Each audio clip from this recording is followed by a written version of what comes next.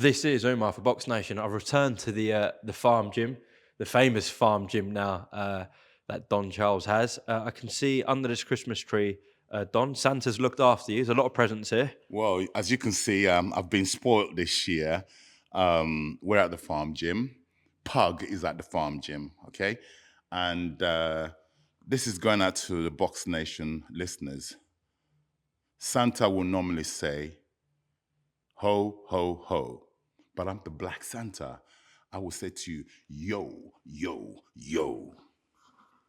What starts the interview, Don? I can tell you're in good spirits. How's life?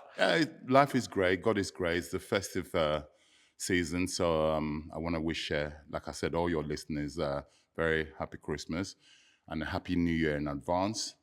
And yeah, celebrate life. Absolutely, but the hard work doesn't stop. I know Daniel's, doesn't really have a phase where he goes out of camp or into camp. We're like 10, 11 weeks out from this fight with Joseph Parker in February. And Kieran Farrell, a member of your team, Daniel's team, was telling me, nah, he doesn't go in camp or comes out of camp. He's just training constantly. That is a fact. You know, the kid, it's not something he just started doing now. He was born into this. He's born to fight, and like he's got a very very disciplined regime. His father, uh, Dave Dubois, all his kids, he raised them like that. That with great discipline, and the fitness, keep fit is a part of their lifestyle. Don, the fact that it's like that with Daniel must be so easy for yourself. Like it makes your job a lot easier than someone. We know what some fighters can be like when they're out of camp. Not the best livers.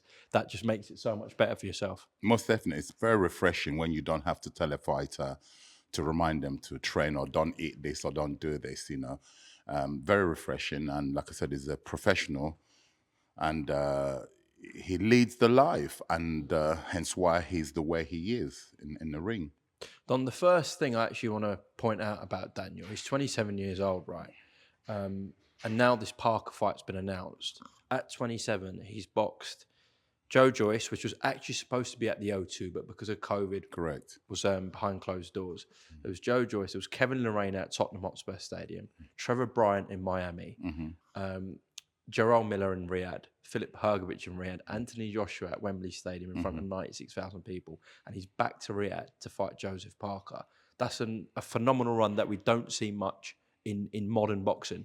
Yeah, correct. He's exceptionally the young man is an exceptional athlete, exceptional fighter. He's developing. He's always been a good fighter, but obviously with experience and age,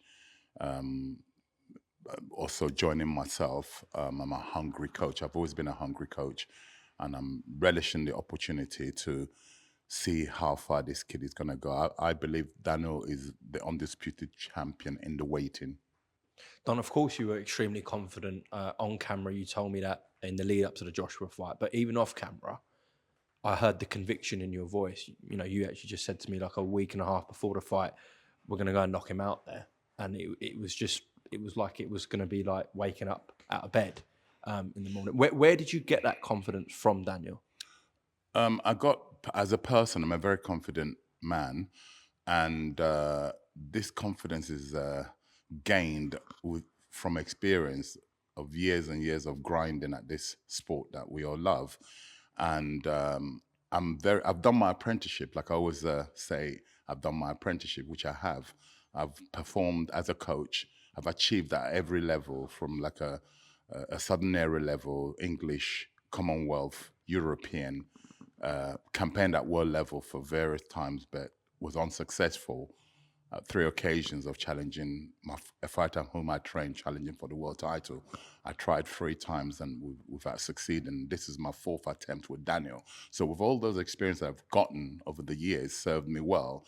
That's why when I speak with conviction, because it's not I'm an arrogant person. No, it's basically based. My confidence is gained from my previous experiences, a 25-year experience. When you're doing something for 25 years, you get to a point where, yeah, I can do this. You know, and so it's a belief. And Daniel also, like I said, he was an accomplished fighter prior to joining with myself, and I'm at a place of learning where I kind of now know what every fighter that I train, okay, this is what he needs to take him to that next level. When I hear things about you and Daniel's relationship, the first thing I hear, oh, Don's like a father figure to Daniel. But aside from that, you've obviously done other things in terms of more boxing focused things. And I know you said that his other trainers have all put in Yeah. things and you've had to sort of maybe refine certain things. But apart from just being this fatherly figure that you've been to him, what else have you changed with Daniel in that time? It's a question of what also has Daniel changed himself. You know, like I'm I don't like. It's nice to be complimented when people are telling you and that, but I don't get carried away with anything. It's also I hear the question. I'm not trying to sidetrack the question, but I also have to recognize what Daniel has done for himself as a human being, as a man. Even if he wasn't a boxer, maturity. He's matured. He's gotten older. He too has been in the ring. He's had his adversities in the past. He's learned from his setbacks. Yeah. And then obviously I put into him why I'm a senior citizen. I'm a father figure in the sense the way I speak to, I'm a natural father. Okay. I'm his boxing father. He has his biological father who's done tremendous work with his son and still doing it. It's an ongoing thing. It's not something you do, oh, he's a world champion and you stop. No. Everything in every developing from on every aspects of life, as well as every aspects of his sporting life, professional life. There's always room for improvement, of course. All top athletes will tell you that. Correct. But it looks like he's getting to his peak condition. Would you agree with that? I would agree with that. Again, I always give percentages because in school, when you do your examinations, you're passed and judged on percentages, but your pass marks, rates. He's now, I said in the beginning, before the Joshua fight, I said he was at 45%, potentially 50% capacity. With the Joshua fight, he grew another 10%. I reckon that performance, if I was to mark it in school, you're probably looking at 60/65. Yeah. So that tells you there's still loads of development, yeah, to do to get. You might never get 100%, but we're going to aspire to get to as near as possible as 100%. Yeah. The fight before, the Hrgovic fight, on paper, I remember the majority of people, again, were picking actually Hrgovic to beat Daniel. Yeah, and I can see why. If I was prior to training Daniel, I too would have been one of the people that would have voted for Hrgovic to on paper to win. I'm not a hypocrite. If I wasn't Daniel's trainer, yeah, I too would be saying the same thing. So I'm not blaming these people for picking the opposition opponents. He keeps ripping up the script, though. Yep, that's the plan.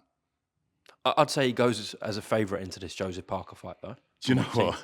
And the funniest thing is that we're used to being underdogs, and it's gonna be kind of weird for me.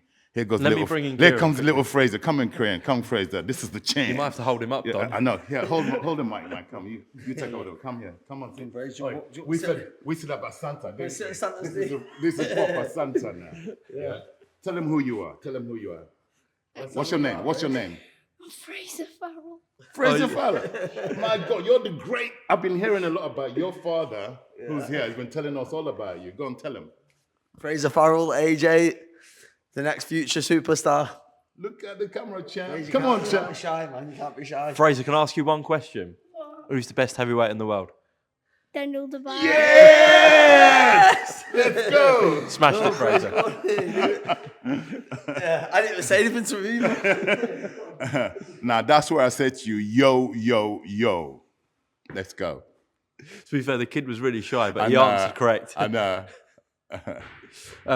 Just as Kieran's come in there, his addition to the team, I know you've got Ian there and you've got And Tony Pill, Tony Pill. Gaddafi, Samuel, look, as you can see, yeah, only yesterday after a session, we all sat, after Daniel had done his session and he left the gym, and we all sat together, and I reminded the team that this is a very special team that we have here, yeah, that we must all in the past, I've never really embraced and celebrated our victories because we don't go out to party to say, oh, guys, pat each other on the shoulder. We haven't done that, and we still haven't done that. So yesterday, after yesterday's session, it wasn't planned, I just gave a team talk where I said to everybody, look at that, isn't that lovely that we're here training a world champion, yeah, who's still developing, We're all excited of what the next 3 years holds for Daniel Dubois and the team. I said, we must learn to, when I'm talking to the team, I'm talking to myself as a reminder to try and enjoy it, enjoy it. Because, we take things for granted in life. This period here, let's enjoy it. So like Kieran just walked in, here's a great, the way the universe works, yeah. When he came, he'd say all the trainers, the whole team, we all have the same ethos, yeah. Hence why we work harmoniously together. Okay, there's no egos, there's no one blowing smoke up Daniel Dubois' bottom, yeah. We tell him the bare truth. When he messes up, when I say messes up, if there's a routine or a technique that we're trying to teach him, he has to, till it's correct, then he has to keep repeating it, whether he likes it or not. So, and that's how we all work. Just back to the Joseph Parker fight. I said, funnily enough, you're the favourites going into this fight. A very good fight on paper, though. Oh, God, yeah. Joseph Parker's revitalised his career during the Riyadh season shows. Mm-hmm. What sort of challenge does Joseph Parker present? Wow. Where do I start? He's a former world champion, so he knows how to win a world title. He has already won a world title. And his resume, you read Daniel's resume in the last, it's less than 18 months. It's actually, we're coming into the 16th month. Daniel's done all these fights that you I mentioned. forgot to mention Usyk in Poland. Exactly. So since he's been with us, it's not even 16 months yet. He's coming into the 16th month. What he's achieved in 16 months is remarkable. Going back to Joseph Parker, yeah, he's a former world champion. He's been in with a lot of good fighters. He's fought all different styles. He's fought punchers. He's fought boxers. And he's been able to negate his way into his lost fights. He's won more than he's lost. So he brings a big challenge, yeah. And we're relishing the opportunity. Our fighter, obviously, I'm not going to sit here and tell you otherwise. Daniel will be victorious. It will be an emphatic win, okay. We believe we know how to design a strategy, game plan to be able to get a good victory over Joseph Parker. With Joseph Parker, you alluded to there, he's been the distance with Anthony Joshua, been the distance with Deontay Wilder, been the distance with Zhilei Zhang. Derek Chisora twice. All tremendous punchers. Daniel Dubois arguably is the heaviest puncher in the division, right? Do you believe Daniel can stop him, knock him out? Oh, most definitely. Yeah, that's the plan. And his resume suggests so. In the last 4 fights he's had, they've all, irrespective of Usyk's fight, which he won the fight before he lost the fight, they've all touched canvas. Let's put it that way. Yeah, with the exception of Hrgovic. Hrgovic was out on his feet, and had there been one more round, he would have been on the canvas. So they've all ended in stoppages. Yeah, I think his face at the end of the fight told that story. Yeah, he didn't, and we haven't heard anything from him, I hope he's okay, because before the fight, he was very, very full of himself. And if Daniel Dubois beats him, he will retire from boxing. I hope that's not the case, because he's a tremendous fighter, and he'll give any active heavyweight that I still put him up there, Hrgovic, Was that a better win than Joshua? Because of what Daniel had to come through in the first 4 rounds? Whoa. In a way, yes, because Hrgovic, apparently, I wasn't present, had gotten the better of Daniel in sparring. There was a story, and it was a true story, from what I was told. So Daniel had to overcome that. The demons of, if somebody, let's say, got the better of you in sparring, and to overturn that, and then to absolutely beat the person up. And also, it wasn't a one-way traffic in that fight. We took a lot of punches, to my dislike, before Daniel turned it around and then got the emphatic victory. Absolutely. Don, when we were talking about who's favourite going into the fight with Daniel, etc. I've seen and listened to some pieces you've done on Talk Sport, and like nearer or just after rather the Joshua fight, you had a lot of emotion. Even when I spoke to you here at this gym, and you felt upset because of people's opinions, whether that was in the media, fans, Yeah. etc. Do you stand by what you've said on Talksport and also to Most me? definitely. I'm not arrogant. I'm going to retract. I didn't realize I had that much anger inside me. That's the truth, right? And like I said, that anger was based purely on, I'm only human and I'm a very emotional, sensitive person. So I know what I was feeling. I know when the lights are off, I'm in my bedroom trying to sleep, can't sleep. And these are all people that have known me over the years. You know, a lot of how can I put it? People are supposed to be my friends. People have brought into my circle over the years, where call me paranoia, like hoping that we don't succeed. You actually think people hope you don't succeed? Yeah, You or Daniel? myself in particular. So when it's energy, I could be wrong, but I doubt it because I know what I was feeling. Right? But is it select people in the media or everyone or? No, not everyone. I'm telling people that I know, people who know me, people who had in my circle of friends or so-called friends. Yeah, so a lot of them some of them were vocal about it. So it's not something I'm just imagining. Yeah, they were vocal about it.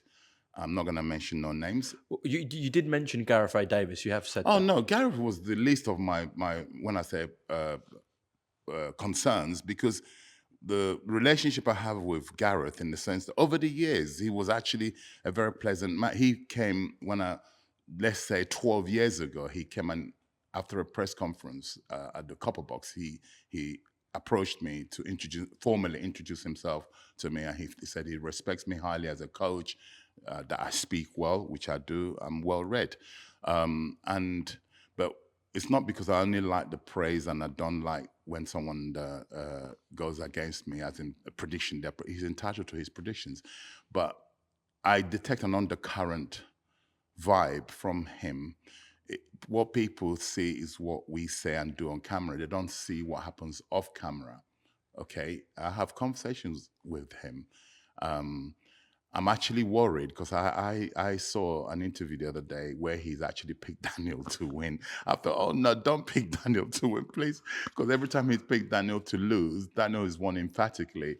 And please don't pick us to win over Joseph. I want you to still go against Daniel. No, jokes aside, it's not deep with Gareth. I speak my mind. My question is, right, in my profession, in every profession we do, people are entitled to have their opinions. I too have opinions. I've predicted that Tyson Fury will be Alexander Usyk. That's my opinion, okay? All right. It's just the way the way it comes across, yeah? But Gareth, like I said, is the least of my concerns when it comes to how I was feeling. Look at friends who I've broke bread with, who I've sat down and ate. I don't drink alcohol. We've shared juices together over the years. And for whatever reason, they took it upon themselves, saying it's a grotesque mismatch, saying that Daniel's going to be hospitalized. I don't take kindly to things like that. Yeah? And so I had a lot of anger inside me. And after the fight, you interviewed me in the gym, and I didn't realize how angry I was. And it took me a while to exercise for that. Some members of my family were calling me, worried about me because I wasn't me. I was snapping, and I was really angry. And like I said, part of my healing process is that I'm a grandfather for the first time in my life. And Congrats. thank you. Elijah and Hendrix are my grandchildren. They're like 15 months old. And whenever I look at them, go to see them, that helps to make me recognize how blessed I am. And then I made a trip to Africa, to Ghana. We're trying to do a boxing academy out there.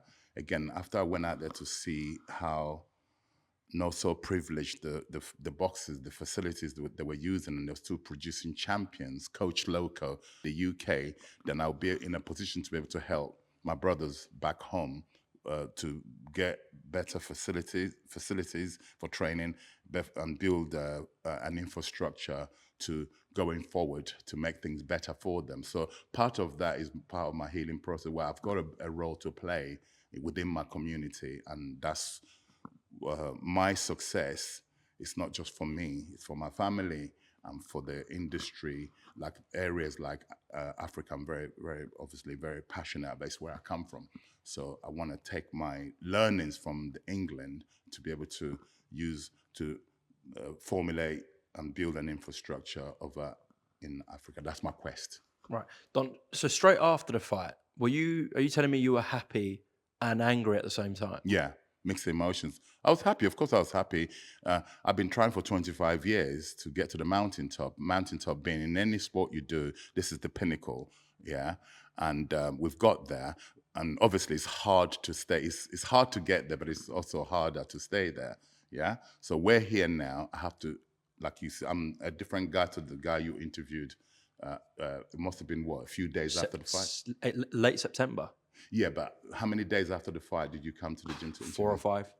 Exactly. So I'm a different, my temperament. I've now digested everything. I've dealt with everything, all the anger, the emotions. I'm managing them better. I've still got to go back out there in the firing line, as in we've got a proposed fight that's against Joseph Parker. It's all gonna kickstart again, yeah. And so I'm ready. I'm prepared mentally, physically. I'm prepared to deal with it again. Now we are the champions. Yeah, there's a big target on Daniel Dubois' back. He's now the hunted, if you know what I mean. Yeah. Now he's the champion. We've got to carry on being honest to ourselves and developing Daniel to become untouchable. It's a quest. Don, just a final question in terms of yourself from what you said on TalkSport and to myself as well. Mm-hmm. Now, in the lead up to this Joseph Parker fight and future fights, the people that you said you broke bread with, mm-hmm. in terms of if they're in the media and they want to speak to you and Daniel, how mm-hmm. would that run? How will that go? It depends. Again, I can't sit here and already plan, premeditated how I'm going to deal with certain individuals. I don't know. I'm a spontaneous person. Depends on what energy the personnels are giving off. I pick up we all do. You pick up as we sit here, I'm picking up your energy. You're picking up mine. Yeah. So it depends. It takes two to tango, right? It depends on what energy they're coming with, these personnels. Right. Okay. But ultimately, people are allowed opinions, right, Don? 100%. And you're saying if they get it, but you're saying it's not the fact they got it wrong. Energy. It's the way they said it. Energy. I don't practice in what people refer to as black magic. No, I'm a God-fearing man. But as I've gotten older, I've recognized energy. Yeah, I've become very good at picking up people's energy. There's positive, there's negative. I always pick up people's energy, and I operate based on the energy somebody's giving off. I pick up I'm also giving off energy. Yeah, maybe I'm giving. If you ask them, what energy do you pick up from Don Charles? Maybe they'll say, no, I don't like his energy. Yeah, okay. I'm not perfect, but I know what I'm picking up from certain individuals. It's not acceptable. I don't want people like that around me. How about that? Okay. Don, there's two things I just want to discuss with you before we close off, which I definitely didn't think I'd be talking to you about. So mm-hmm. one is Daniel Dubois calling out Jake Paul. He sent him a message on Instagram. Mm-hmm. From your perspective, what are your thoughts on that? Well, the world we live in today is not the same world that I came into. Things have... I heard about it, and the truth is I haven't actually never discussed it with Daniel. Did you do that or did you not do that? I don't think Daniel has it in him. He doesn't get involved with all that to put out there. Yeah? Understand why, though. It's free money, isn't it? So. Well, yeah, I don't think Daniel would have sat down and scripted that I want to call in that. We've never discussed it, so I couldn't really accurately or answer you that question accurately because I haven't spoken to Daniel. Did you call out Jake Paul? How did that come about? I don't know.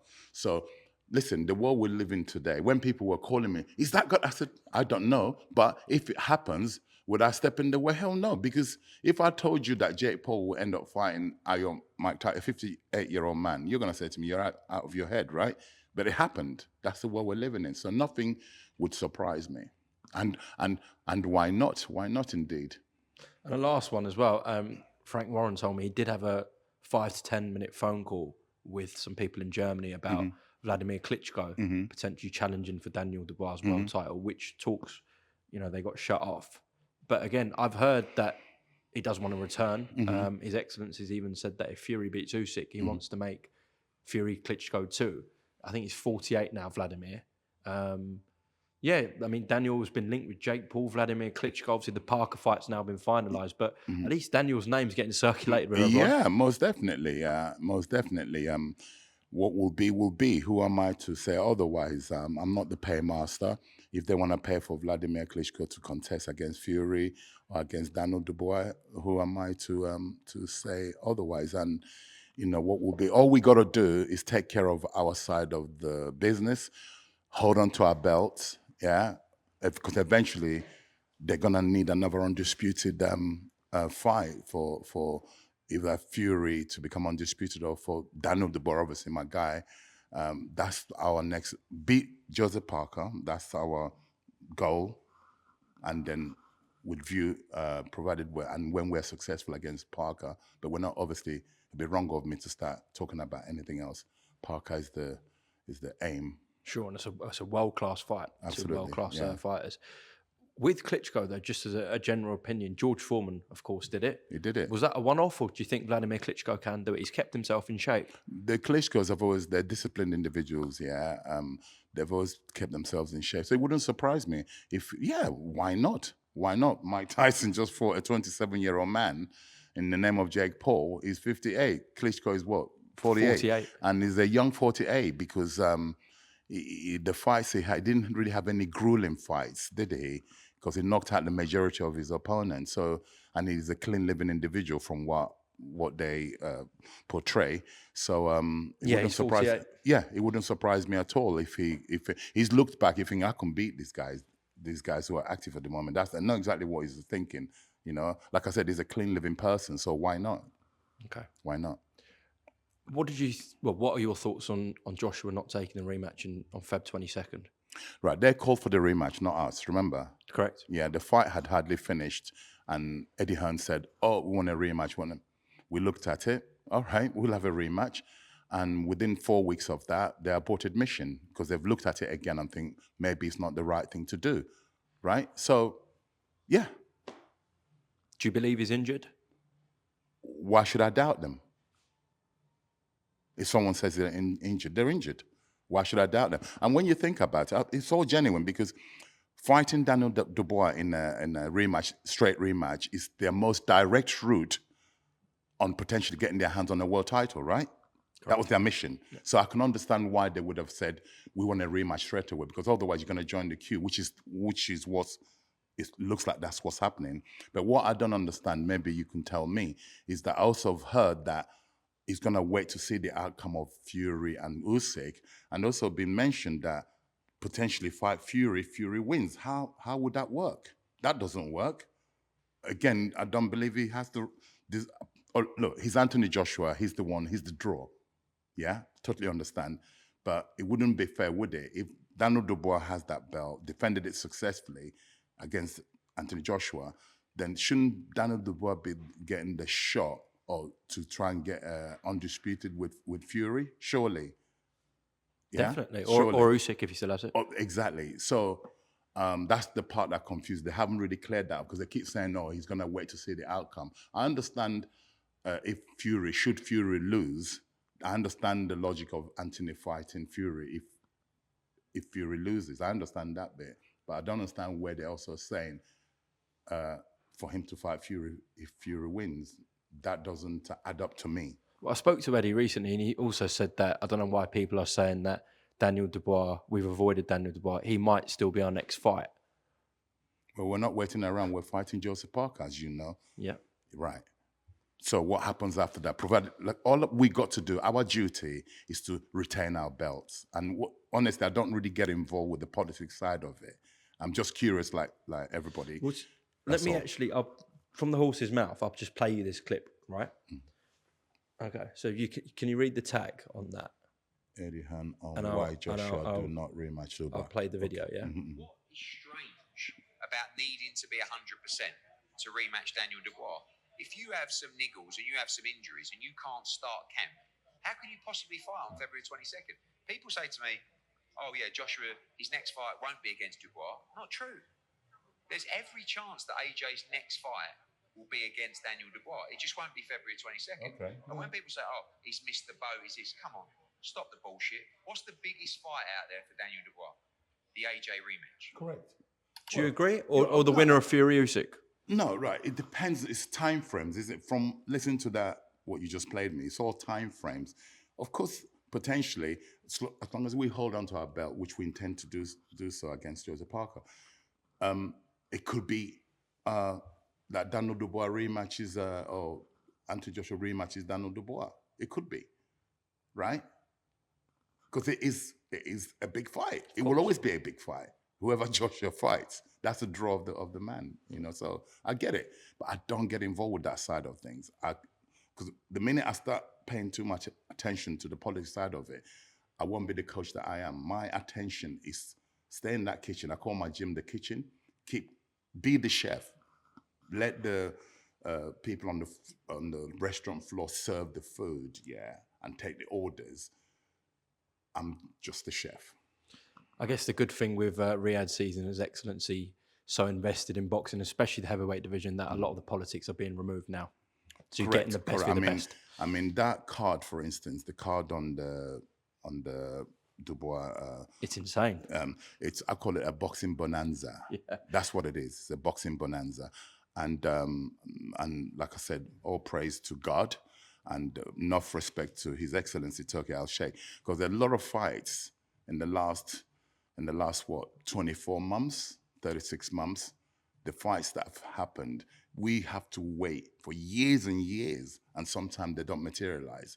But now you're getting, like, every one of those fights on the February It's a main event, isn't it? Yeah. Every single one of those fights is a main event. So to get it all, it's a boxing bonanza. We're spoiled. Boxing fans, including I'm a boxing fan, and yourself, we're spoiled. Absolutely. We're going to be sport on December 21st. Genuinely, can Tyson Fury overturn this? Genuinely, again, can't be a hypocrite because I'm accusing people of having opinions, but I too have an opinion. Yes, I've always said, even prior to their first fight, I picked Tyson to win. I still pick Tyson to be victorious in the rematch. Yeah, I do. Provided he makes the adjustments that needs to be made, and then he will be. Should be victorious, but it wouldn't again surprise me if Usyk does it again, because the guy is a generational great, isn't he? So, you know, what he's done is unbelievable. What he's done. I know, Usyk's got a tremendous challenge in front of him in Tyson Fury, and a lot of people are actually picking him to overturn this. But if Usyk does keep the belts, the whole world would love to see Usyk Dubois too. But would Usyk like to see Dubois too? I doubt it very much. I hope so. Some unfinished business there, in my opinion. Listen, Don, I'll let you crack on with opening these presents because you've got a lot underneath. Yeah, and like I said to you, I'll sign off by saying Merry Christmas to all your listeners. And remember, my punchline is, yo, yo, yo. God bless you and your families. Enjoy Christmas. Give each other a hug. Love one another. And pray for peace, world peace. Don Charles for BoxNation, thank you very much. Thank you, Umar.